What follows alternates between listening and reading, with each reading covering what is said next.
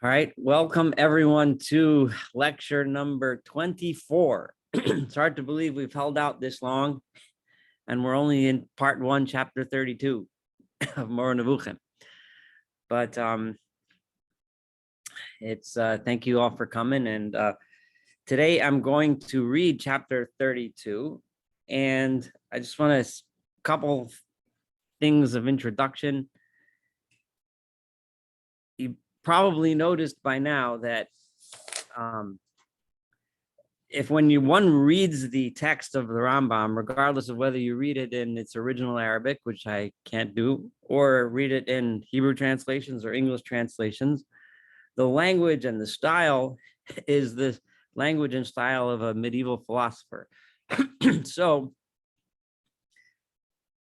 when we read it, those of us that aren't familiar with that style, it doesn't seem relevant often. Like you read through paragraphs and it seems boring. It seems up there. It seems like full of all this philosophical and intellectual language that doesn't seem to speak to us.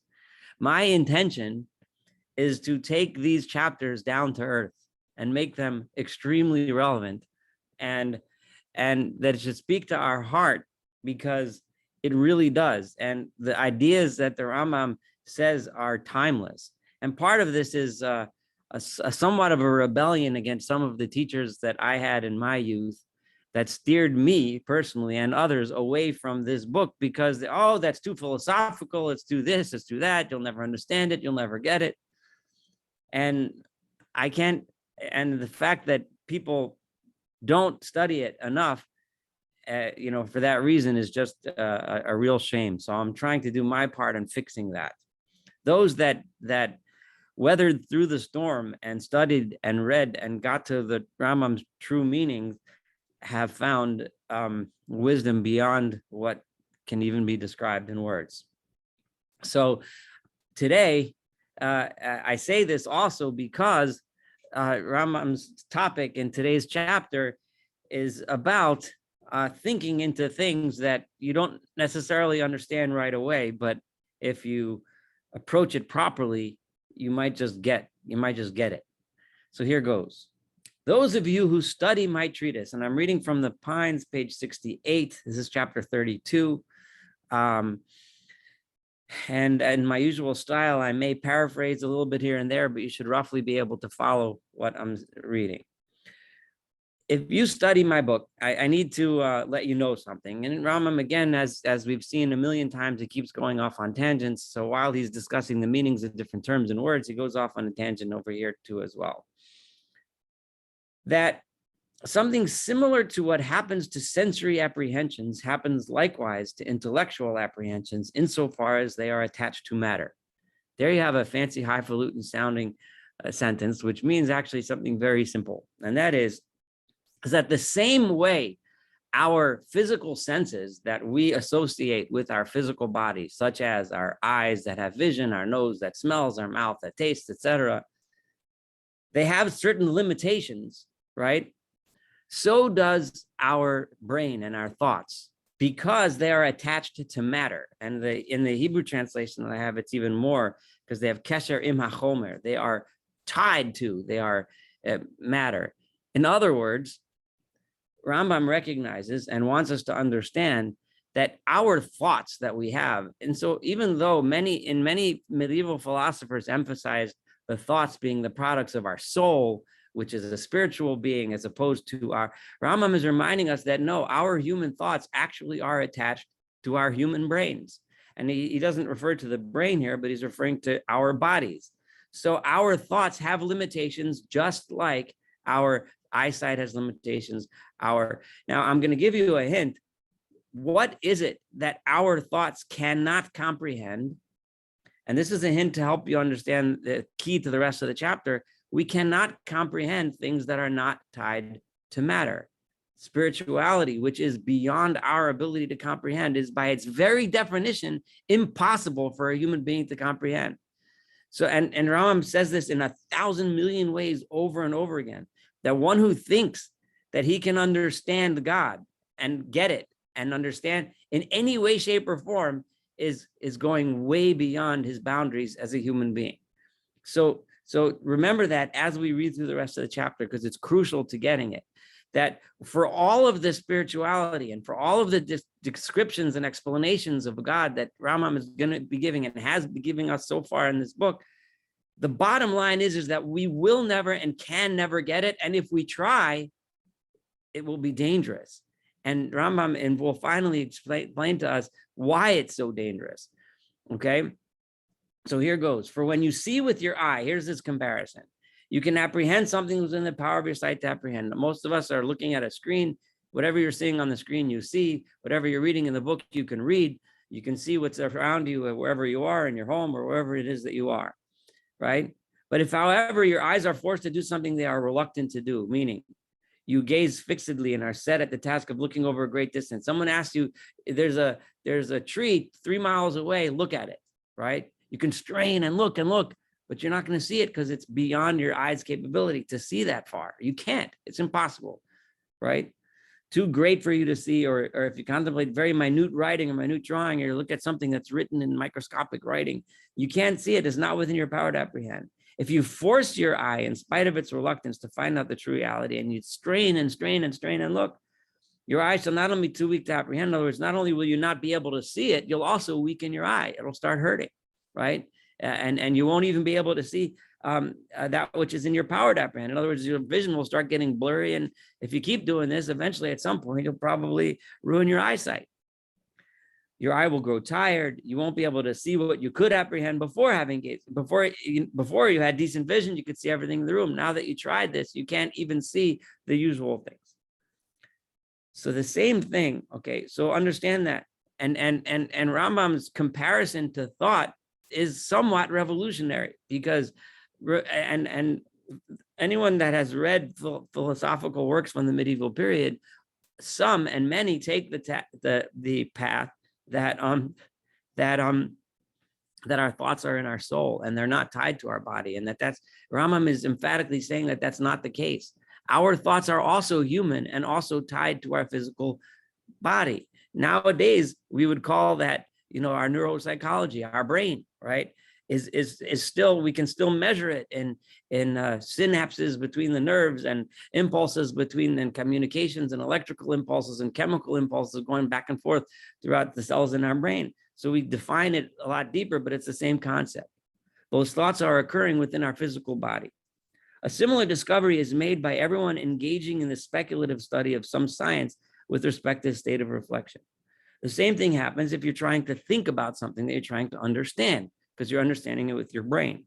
For if he applies himself to reflection and sets himself a task demanding his entire attention, if you try to think into something, eventually you become dull and not understand even that which is in with your scope to understand. If you try to get beyond your abilities, you end up losing everything. For the condition of all bodily faculties is in this respect one and the same. And remember, he's calling thought a bodily faculty. Something similar can happen to you with regard to intellectual apprehensions.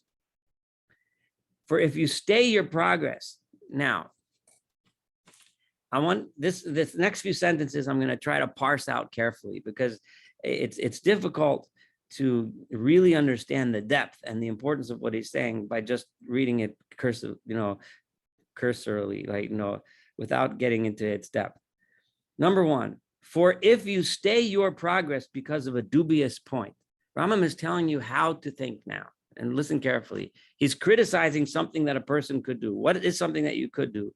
Stay your progress because of a dubious point, meaning if you are thinking about a subject and somebody brings up an objection, somebody makes a dubious point, and then you stop without thinking about that objection, that's bad. Okay, we're going to get back to it again, but remember that. In other words, if you're thinking about something, you're working through a subject, and then somebody yells at you and says, blah, blah, blah, blah, blah, they object, right? And you don't think about that objection and say, is that objection real? Does that really disturb my train of thought? Does that really mean that what I was thinking was wrong? Is it something that I need to deal with? Or is there something wrong with that objection? So Rambam is telling you, in other words, this is what you shouldn't do. You shouldn't just say, oh, I must be wrong. No, think about that objection that was made and decide if it's truly a reasonable objection or is it a dubious one. That's one issue. Second, if you do not deceive yourself into believing that there is a demonstration with regard to matters that have not been demonstrated. Classic philosophical speak. I'm going to translate that into English. The second thing is here is, what does this mean? If there are things that have been proven false, when he says that have not been demonstrated, what Rambam means, and I know this, and this is true because I've looked through several translations. What he means here when he says have not been demonstrated, he means things that have never been demonstrated to be true. In other words, they have been demonstrated to be false, right?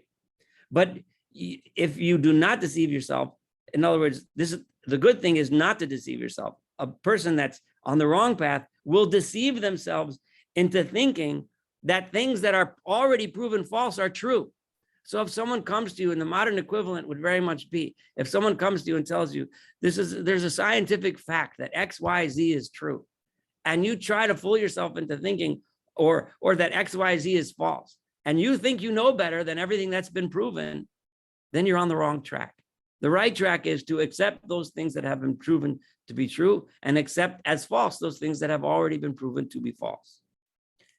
And the third, if you do not hasten to reject and categorically pronounce false any assertions whose contradictories have not been demonstrated, right? In other words, what the person that's on the wrong end of things goes ahead and decides to say things, right? In other words, things whose contradictories have not been demonstrated. In other words, things that have been demonstrated to be true. No one has ever proven them false. And you decide to, the bad thing to do is to hasten to reject and just say, it's not true. In other words, things that have been accepted to be true, you go ahead and say, oh, it's not true, right? Denying what's actually fact, right? We can all think of modern examples of this, people that refuse to accept fact, right? Refuse to accept things that have been demonstrated as fact. But remember, the Rambam is telling us, don't do that. If it's been demonstrated as fact, accept it. And if finally you do not aspire to apprehend that which you are unable to apprehend, specifically Rambam is referring to spirituality and God himself, right? You must, in other words, the bad thing is to think that you can understand God, right? The good person says, no, I don't understand God and his ways. And we're going to emphasize this several times until it becomes extremely clear what he's trying to say. I promise, even if it's a little fuzzy, it will become clear, right? Then, in other words, if you don't do those things, bottom line, what do? You do think through objections when you're having a discussion with someone. If someone objects to you, you think, is that real? Is that not? Number two, if things have been demonstrated to be true, you accept them as true. Number three, things that have been demonstrated to be false, you accept them as false, right? And number four, you accept that you can't understand how God works and who God is, etc., right? Then you will have achieved human perfection and attained the rank of Rabbi Akiva, who entered in peace and went out in peace. Now, this is profound here, because we know that it says that Rabbi Akiva, the Talmud says, Rabbi Akiva, one of the greatest sages in the Talmud, it says that he was able to go into the heavens in peace and leave in peace. He wasn't theologically or philosophically damaged because of his ascent to the heavens. Now, one way of understanding that is he ascends to some incredible spiritual experience, which some people would damage them. Rabbi Akiva was able to handle it. But Rambam is understanding this in his typical rationalist philosophical way. And to what Rambam means, it means is that what Rabbi Akiva understood was that you have to use logic and understanding and learning and studying and so on. And then you have to recognize that I don't understand how God works. I want to tell you that many of us here might be very familiar with Rabbi Akiva. Some of us might not be familiar with Rabbi Akiva in his life. To go through a full history of his life would be too much of a time for now. However, I just want to choose one of the most famous ways of things about Rabbi Akiva is how when he was put to death by the Romans. Rabbi Akiva thrived and lived and taught Torah in a time when teaching of Torah was forbidden. So Rabbi Akiva was arrested by the Romans and he was killed in an extremely excruciating, awful way. He had his skin combed with iron knives and so on. And at that time, Rabbi Akiva said the famous saying that now I know what the verse means in the Torah when it says one should serve God with all of his heart, right? With all of your soul, right? That even if God takes your soul away, even if God declares upon you that you're going to lose your life, I still serve God. There's many stories about Rabbi Akiva, but I want you to remember that one, because what Rabbi Akiva was saying then in the most strongest, most powerful way is that despite the most awful and most horrendous suffering that a human could possibly imagine, he still maintained his faith in God because he knew, and Rambam is telling us this, because he knew and accepted that he can't understand God's ways. This is crucial. This is key. To be the person that Rabbi Akiva was, who achieved what he did, to be the kind of man that he was, one needs to, the other famous saying of Rabbi Akiva is, "V'ahavta recha kamocha zeh kol gadol b'Torah." One should love one's fellow as oneself. This is the rule that the greatest rule in the Torah. To be a person that lives a life like that, you need to accept that one doesn't understand how God works. And we're going to delve into this even further as we see the flip side of that. If, on the other hand, Rambam is going to flip it to the other side, right? Let's say you don't accept the truth for what it is. In other words, you're intellectually dishonest. That's basically what Rambam is saying. If, on the other hand, you aspire to apprehend things that are beyond your apprehension, in other words, you think you can understand God. You think you can explain how God works. You think you know why he does what he does. Or you think you can try to figure it out. Or if you hasten to pronounce false assertions, the contradictories of which have not been demonstrated or that are possible. This is the opposite of before. In other words, things which you're pronouncing things that are false, even though they've been demonstrated scientifically and factually to be true. You're not seeing what's happening in front of you. You're what you see in this world, you're pretending, right?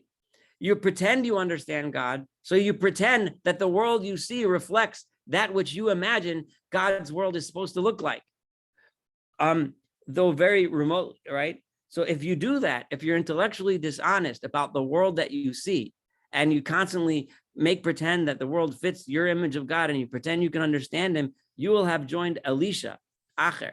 Now, I'm going to give a little summary of who Elisha is. Elisha is another very famous or infamous sage of the Talmud. Elisha was also a great Torah scholar, one of the greatest in history. The Talmud records him as one of the greatest of the scholars ever.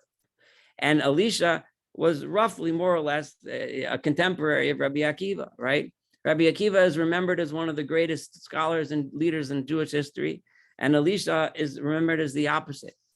And again, an entire biography of Elisha would be beyond the scope. But let me say one or two stories that can exemplify, and then you'll understand how Rambam understands the difference, the crux of the difference between Elisha and Rabbi Akiva, why one went in the good path and one went in the bad path. Elisha, I'm going to tell you the story that the Talmud says as to why Elisha went off the path was because he saw at that same time, that not necessarily the same time, it's unclear, but during those same decrees of the Romans against teaching Torah, right? Rabbi Akiva wasn't the only Torah scholar to be executed by the Romans. There was also Rabbi Yehuda ben Bava, right? Another Torah scholar who was executed, and his body was left out to the dogs. And Rabbi Elisha was walking in the street, and he saw a dog with the tongue of Rabbi Yehuda in his mouth. And Elisha looked and said, a tongue that taught so much Torah, a tongue of such a wonderful leader, should be eaten by a dog. This is what God's reward is for teaching Torah. Now there's several other stories, but the bottom line of all the stories why Elisha went off the path was exactly because of this. Elisha thought that he could understand God. He thought that the justice that he sees as a human being is the kind of justice that he's supposed to see.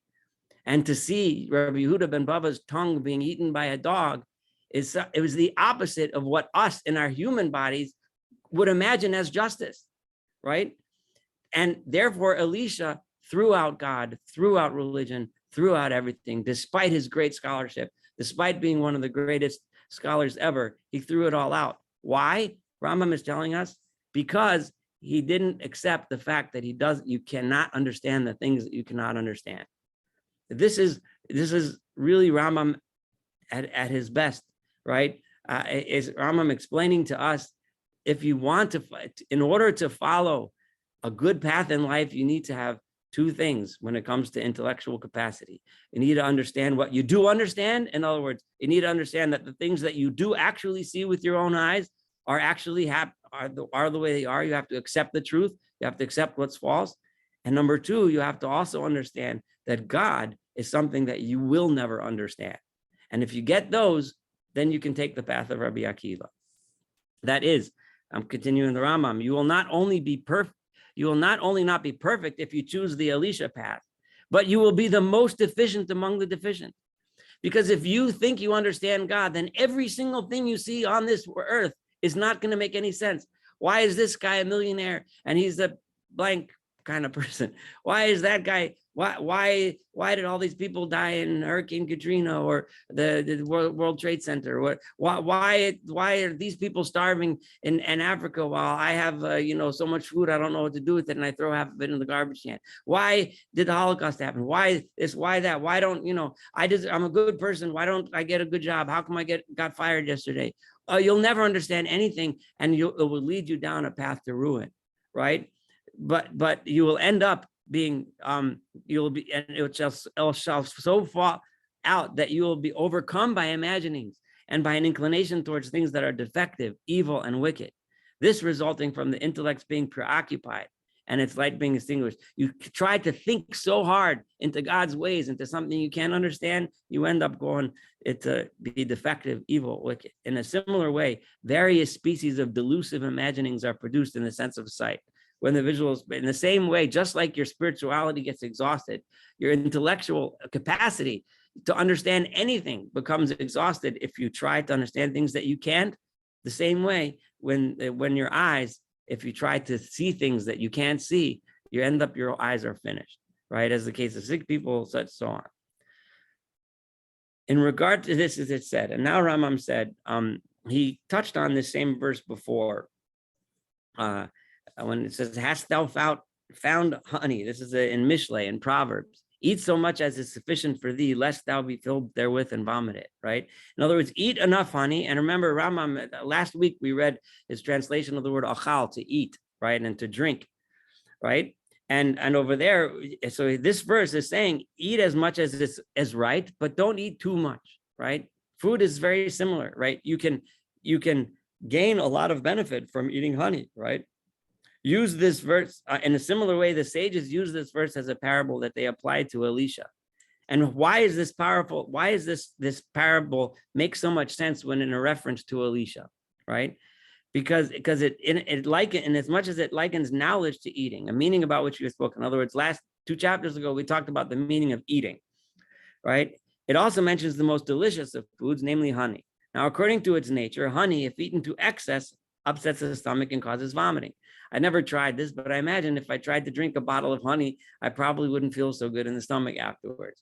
But however, if you take a little bit of honey and you put it on your challah or your apple or however you're going to put honey on, it's going to be delicious and it tastes good and it gives you some good healthy calories, right? Accordingly, scripture says, as it were, that in spite of its sublimity and greatness and what it has of perfection, in other words, remember, comparison to knowledge, intellect, apprehension, etc., right? The nature of the apprehension in question, if not made to stop at its proper limit and not conducted with circumspection, right? If you don't say, okay, I'm supposed to eat it to satisfy my needs and maybe experience some pleasure, which is fine, but then stop, right? Stop, think it's not just engorging on honey is not going to get you anywhere. Maybe pervert it into a defect. It could become a problem. This just as the eating of honey may. For whereas the individual eating in moderation is nourished and takes pleasure in it. It all goes if there's too much, but if you eat too much, you get sick to the stomach. Accordingly, scripture does not say, lest thou be filled therewith and loathe it, but rather and vomit it. You'll end up throwing it up, right? The notion is also referred to in scripture when it says it is not good to eat so much honey and so on. There's other verses which use similar comparisons. Neither make thyself over wise. Why shouldest thou destroy thyself? In other words, don't try to be smarter than you can possibly be as a human being. It likewise refers to this in the dictum, guard thy foot when thou goest to the house of God, and so on. And this is what David means, when he says, neither do I exercise myself in things too great or in things too marvelous for me, right? I don't go past what I'm capable of understanding. And which David in that psalm there is referring to. I don't go past what a human is capable of understanding. The sages too intended to express this notion in their dictum when they said, do not inquire about things that are too marvelous for you. So I want you to think about this, because there was a point in my life, and there was points when I heard from teachers that the reason why we're not supposed to think about God is because these are spiritual things that are just too holy, too much. And not that that's not true, it is true, but Rambam is giving a whole different spin on this, that it's just that these are things that we cannot understand because we're human beings. Our brains are thinking of this with brain muscles, so to speak. Brain muscles are not capable of understanding God's spirituality. It's something that's beyond us. So trying to understand that, do not investigate what is hidden from you. Inquire into things. It doesn't mean, rather inquire into things that are permitted to you. You have no business with marvels. What this means is, it doesn't mean to limit your intellectual capacity. It doesn't mean don't read that book. Like I was once told not to read this book, right? Don't read that book because it's too much for you, right? Don't study this book because God forbid you might not understand the ideas in there. That's not what it means at all, right? Rather, no. Those are human things. Those are ideas that you're supposed to be reading, supposed to be learning. Science, if you're capable of studying physics, go right ahead, study. If you're capable of advanced mathematics, go right ahead, study. Those are things that are within the human mind's capability of doing. But if someone wants to tell you, I'm going to tell you everything you need to know about God and you'll understand God, then tell that guy, go teach somebody else. I'm not interested, because you can't understand God. We can't manipulate God. That's just not how it works. This means that you should let your intellect move about only within the domain of things that man is able to grasp. For in regard to matters that is not in the nature of man to grasp, it is, as we have made clear, very harmful to occupy oneself with them. This is what the sages intended to signify when they said, whoever considers four things, those four things were what is above, what is below, what is in front, what is behind. In other words, what's going to happen when the world ends, or what existed before the world was, right? What is above the heavens and what is beneath the earth, right? Those were the four things. So basically, it meant things that are beyond the human realm, right, are things that we shouldn't be thinking about. Completing this dictum by saying, he who does not have regard for the honor of his creator, right? Because when one thinks about those things, when one even thinks that he can try to understand godly matters, then he is giving, so to speak, God forbid, dishonor to God, because he's pretending that a human is capable of understanding divine matters, which he is not, right? Whereby they indicated what we have already made clear, namely that man should not press forward to engage in speculative study of corrupt imaginings. Corrupt imaginings here are the imaginings that Rambam has been calling corrupt until now, which was imagining that God is this great, big, powerful man with a long beard sitting on a beautiful throne on stones of sapphire and sending lightning bolts out or whatever. Those kind of corrupt imaginings, that's what happens when you think that you could understand God. You start creating anthropomorphisms and corporealisms that are just simply completely, they're not honoring God at all. No matter how big and how mighty you imagine that throne to be, it's still a throne. It's still a physical throne, which is very dishonoring to God. When points appearing as dubious occur to him, or the thing he seeks does not seem to him to be demonstrated, he should not deny and reject it. So here Rambam is reminding us, this doesn't mean to not think, right? When you're thinking and studying things that you can, right? Don't go ahead and reject things, hastening to pronounce them false, but rather persevere and thereby have regard. Having honor for God also means studying those things and knowing those things and learning those things, which we are capable of doing. But he should refrain and hold back and not think that you can go on and extend it to God. This matter has already become clear. Rambam says, I did it. I've done it. I've made it clear. If you don't have it by now, you're not going to get it. Okay? The intention of these texts set down by the prophets and the sages is not, however, and this is Rambam reminding us one more time before he passes on the subject, right? Don't think that I'm trying to tell you not to think, because many people have read this and said, oh, Rambam is telling me I should only study these simple things. That's too much for me. That's too complicated. I shouldn't be involved. That's not what it means.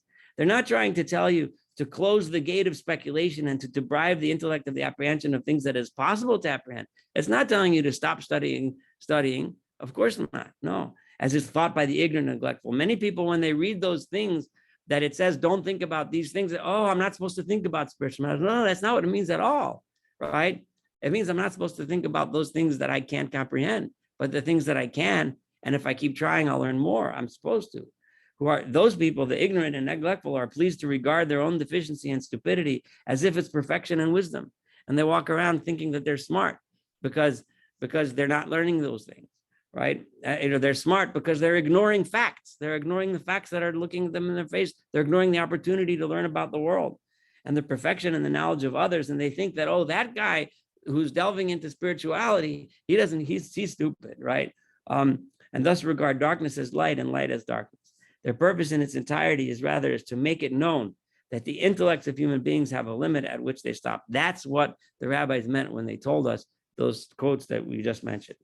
Do not criticize the terms applied to the intellect in this chapter and others. For the purpose here is to guide towards the intended notion, not to investigate the truth of the essence of the intellect. The claims that I made about the intellect, in other words, that the intellect is part of the human body, and that the intellect has the limitations that the human body puts upon it. Those ideas, right? In other words, those philosophical ideas that are the basis of this chapter, I'm not presenting the arguments to prove those things to be true here. Other chapters are devoted to precise account. In other words, the fact that I believe that the human intellect is a function of the human body, right? And something that which is attached to chomer, which was the Hebrew term, attached to the actual essence of the physical being of the human being, and therefore it's limited, that I'll argue later. We'll get to that, Rambam says. So, but you have to accept that to understand this chapter. So I see a question. How does I'll read from Bill. Wait, let me pull that up again. It just popped away from my screen. How do I get back to it? Like, it was in the chat. Read it. I can read it if you want me to. I have it. Okay, go ahead. Yeah, you can read How does it's a bit from Billy to everybody. How does Rambam speculate on how much one determines how much too much? For a person who advises not to try to understand God, he spends a lot of time engaging in such matters.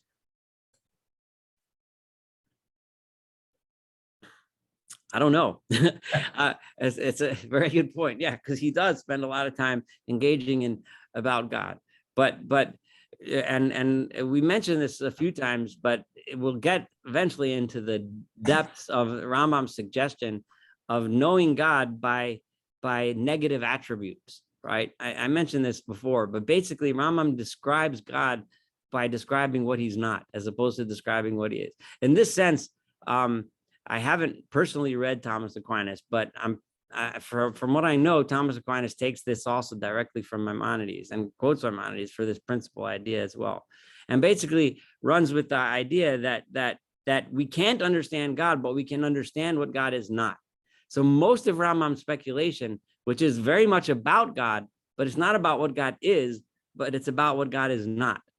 And Rambam will give us some comparisons and show us that the more you understand what he's not, the closer and closer and closer you start getting towards what he is, but you can never actually get there.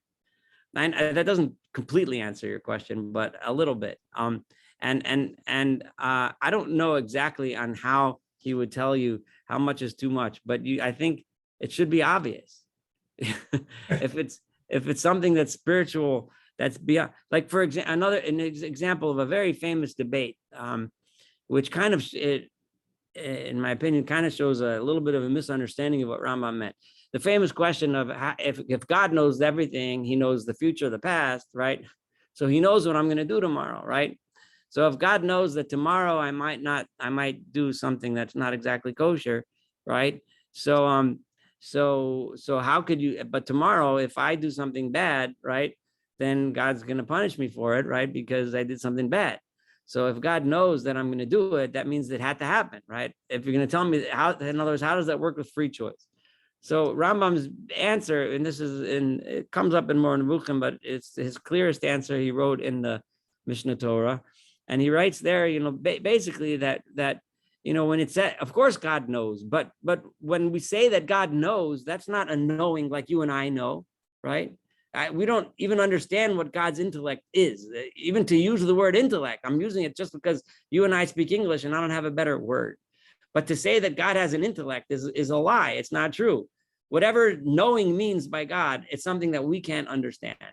So if you and I happen to know what's going to happen tomorrow, then that no would be a mechayev, right? Right. That, in other words, it would obligate that to occur. You and I don't, but let's assume for a moment that you and I did know for a fact. I know for a fact tomorrow's winning lottery numbers is going to be 1, 2, 3, 4. I just know, right? So it has to happen. And if it doesn't happen, that means that I never knew, right? But God's knowing is not mechayev anything. That's Rambam's answer. How could that be? I don't know, because I don't understand what it means when I say that God knows. So that's Rambam's basic answer, right? So in other words, the question is based on an assumption that God's knowledge is like our knowledge, and it's not. And and Rambam basically says, just know that our free choice is the basic idea. It has to be that we have free choice for all kinds of reasons. And we'll get to free choice plenty of times in our discussions over the next probably 10 years. But anyway, so Ravid, one of the Rambam's famous critics, writes on it like, what kind of an answer is this? He just says he doesn't know. Well, if you're just going to answer that you don't know, then just say you don't know the answer, right? But Ravid's objection kind of reveals a fundamental misunderstanding of what Rambam was saying. Rambam wasn't just saying he doesn't know. Rambam was explaining a fundamental fact about God's knowledge. And that's what he was just saying over here. We can't understand what God's knowledge is. That's beyond because it's a property of God. And that by its very definition, that's a godly thing that a human being can't comprehend. No matter how many times you try to think, you could spend a whole night philosophizing and thinking and imagining, and you could smoke LSD or whatever, I don't know, whatever it is you want to do to get yourself to the level that you got to get to, you still won't get it because you're still a human being, right? So that's what's too much. When you get into the level of spiritual, you'll never get it. Anyway. So can I ask a question? Yes, please. So what is his attitude toward spiritual visions like Ezekiel's, or the one that comes when the elders see God face to face and see him sitting on a throne? You just mentioned the throne of sapphire bricks. Right. And then there's other things. I mean, when the donkey talks to Balaam, all those things where God is depicted in a sense. Well, what does he say about all that? Yeah, so actually some of those stories we actually dealt with already. That Rambam deals with these at length, and Rama in some cases it's considered a vision or a dream, but specifically Eldad Umeida, seeing visions of God, according to Rambam, that means an apprehension. They had an apprehension and understanding of a spiritual level that we don't typically have, right? Not one that's out of the capabilities of human being, but one that's within the capability of a human being. But they had an apprehension of a spiritual idea. So it's not really a vision of something spiritual. It's physical. And Rama, we're definitely going to get to the levels of prophecy and what prophecy is and what prophecy means. We spent a few of these lectures already discussing bits and ideas of Rambam's ideas of prophecy, but it's an intellectual apprehension. If you get it, that's a tiny bit shred of prophecy. If you study its subject and you understand it, that's like the tiniest, lowest level maybe in some cases, but it's still a level. But those are really important questions. But consistently, Rambam looks at every story of a vision or a prophecy in a similar way. And we will, I promise. I'm not trying to avoid it, but today we did something really deep and important. We're going to get to the levels of prophecy. We're going to have to spend several weeks on that because there's multiple levels. I see 2 hands up. I don't know who goes first, but just whoever wants to go first, fire away. Well, I have a question. Yeah. A short question. Rabbi Steinsaltz, in his collection of books on the Parsha, tells us that a God that a human could understand is not worth knowing. And how is that consistent with what we're hearing here, where Maimonides is telling us that it's impossible to understand God? Yeah. for Rabbi Steinself, the message that's conveyed is if God could be understood by humans, then he's not worth knowing. He's not. Yeah, then he's not God. Then He's not God. by Yes. So definition. is that, I how think is that related? it's a similar idea.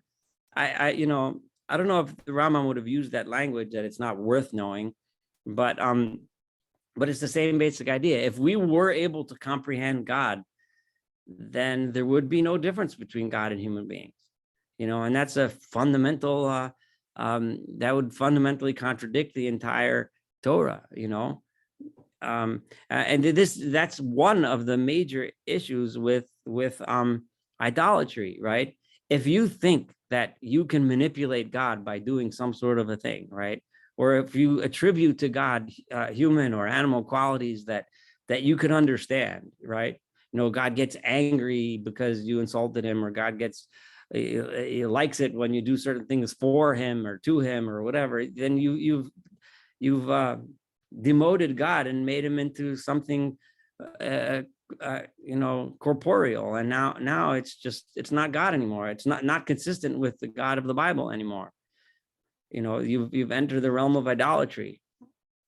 We'll get more and more of an idea of how Maimonides viewed idolatry in general, but this is a very important part of it, and we'll find more and more by the time we study this. You'll understand why Maimonides and most scholars today would probably look at a lot of what passes for religion today as idolatry. Anyway, Steve, go ahead. Yeah, two thoughts. One, just answering that you can't understand God because then you become like God, and that's sort of an impossibility. Mm-hmm. It reminds me of the famous, is it a midrash or it's in the parsha where Moshe sees the back of Hashem's tefillin, whatever we understand that to mean, and you can't see the front. If anything, all you can see is the back, because it's just impossible. But the other thought that I just sort of had an epiphany for those. I'm an amateur science, I guess, fan. Is this strikes me to be very, very similar to the quantum enigma, where with Heisenberg's uncertainty principle, where you cannot both predict the path of an electron in quantum physics and also determine the properties. It's one or the other. So you cannot know what reality is by this is the biggest enigma in quantum physics today, for those who know what I'm talking about, that you cannot deterministically it's the Schrodinger's cat, all of those Right. sort of thought experiments. It strikes me to be very similar to what you just described, and thank you for that. It was really fascinating. Well, thank you for bringing that up. You can't know. Yeah. I want to point out, we studied chapter 21 of part 1, a couple of weeks back, where Rambam specifically says exactly what you said about Moshe asking to see, and God said he can only see the back, not the front. Rambam specific, if you want to look at it in the Mor Nevuchim, look in Perek Chaf Aleph of Chelik Aleph. It's just a couple chapters ago, but Nas was a few weeks ago. Could I hold? I'm going to mute for 1 second because I have to get a phone call. I apologize.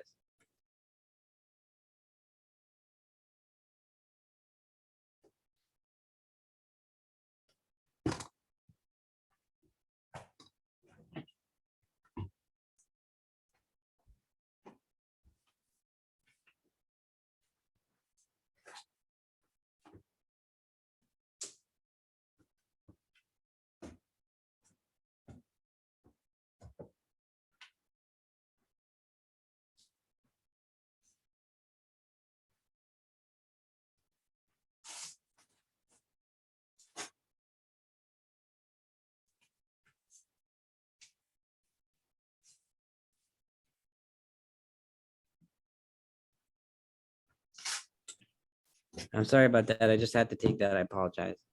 But so look at chapter 21 because the Rambam specifically says that. But yeah, you were on the mark on that one. Any other comments before we sign off for the day? Oh, I have one question. Sure. So like in reference to the idea of believing what you see to be true and not believing what you see to be untrue. Right. I understand that, and I do believe that to be the way that we should be. But then there's the one aspect of it, like if you've ever seen a really good illusionist.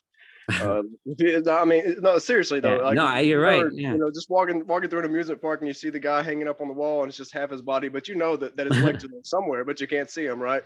Yeah. So as far as everything that your eyes see and that you can take in with your senses, that's half of a body they're talking to you, but in your mind and your heart, you know that it's not true. That's a good point. I'm glad you brought it up. But I think that Rambam, when he mentioned, remember, he also mentioned in the beginning that when someone brings up an objection, right, you have to make sure that the objection is real. You have to be willing to go that extra mile and figure out. It's similar when it's in your case, it's the opposite of an objection, right? Someone showed you something. You should have the inquisitiveness to think, is that real? You know, like investigate it. But yeah, that's a good point. And not everything we see is true 100%. Yeah, I don't think Rambam would disagree with that at all. Actually, it's an interesting subject, not for tonight, but what he felt magic was and black magic was and how that fits into the Torah. That's a huge topic, which believe netter, we will. I'm not going to make a promise now, but we will get there because that's a major issue. So I'll put that on hold for now. But Saul, I have a question. Yes, please. So what is the purpose of prayer then, if given what you said about communicating with God and knowing God and expecting God to answer, and what is the purpose of prayer according to Rambam? That is a very important subject, and I am not passing on that. I promise that is a major topic on our list to discuss on what prayer is and how it works. But it's almost an hour, and there's no way I could handle that in a. I understand.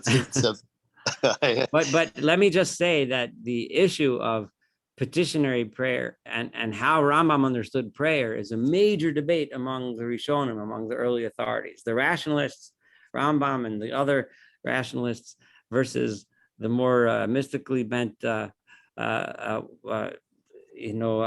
philosophers in Judaism have dramatically different views, and they openly sparred over that issue. So we'll get there, I promise. Okay. But I can't promise the future. I promise that it's fully in my intent to delve into that in depth. I understand, but I just had to. Yeah, it's fine. It's fair, and it's obviously extremely important. But we'll get there. Okay, thank you. Anything else? If not, then we'll call it a night. Thank you very much for participating this evening. It really was nice again. And with God's help, next week we'll join again. Thank you. All right. All right. Thank you. Bye-bye.